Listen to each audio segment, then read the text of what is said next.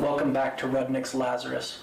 It is now the year 2020, and I wanted to give you an update on the automatic airsoft revolver based off of the Webley-Fosbery.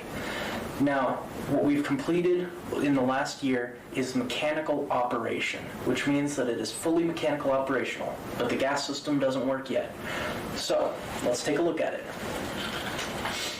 So, you can cock it, which unfortunately we broke the small tab at the bottom of the hammer, but that's okay because we can fix that, and the real ones won't do that, trust me. So we can turn the cylinder, it locks into place where it needs to. When you pull the trigger, it does indeed fire. You can open the cylinder, you can load, you can auto eject. Closes nicely, mechanically. It's sound. Unfortunately, as of this moment, we cannot put a CO2 canister in, and the gas system is not yet connected. This will all get figured out before our prototype will roll out in May. That's right. In May, you can check us out at the Denver Collectors Gun Show, which will be off of 58th and I-25. A link will be in the description down below. I hope to see you there. Why don't we go ahead and zoom in and take a look at the features of the overall revolver. Ah, that's better. So, what do we got here? I'm going to try and keep my talking down to a minimum so you can just see the overall effect of the revolver. That would be me cocking it back and forth. You can see the cylinder moving. You can see the hammer going with the cylinder and cocking. And, of course, me pulling the trigger. Please note that the trigger spring has not been made yet, so I have to reset that each and every time.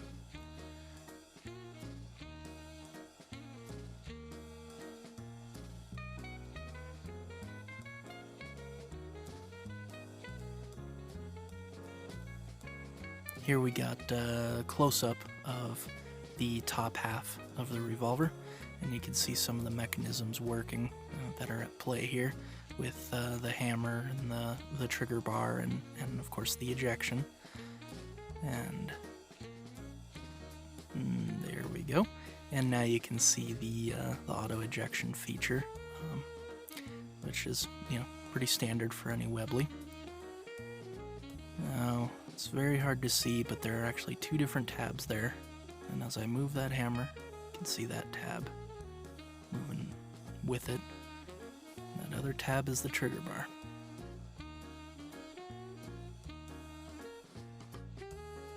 Here's a close-up of the same type of thing. You can see the tab, you can see the trigger bar, and that's just the bottom of the hammer, and the trigger bar, and the very tight space in there. I'm gonna have to make a little more room for the that cylinder piece on the back is the original gas section, and that's gonna need to be wider and longer and deeper, and just providing a more initial gas inertia so that I can get that semi-automatic feature. Now this view is really nice. You can see the little bit of green is what it actually is, and a nice little trigger pull.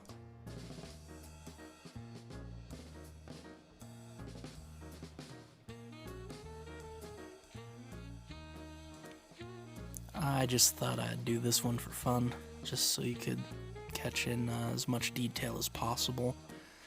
This is the top section opened, nice top break, and then the next section will be closed and just showing you everything.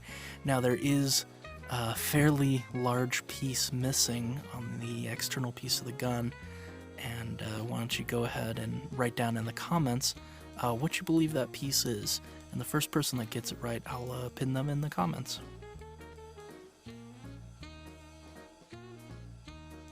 Again, just spinning at another angle.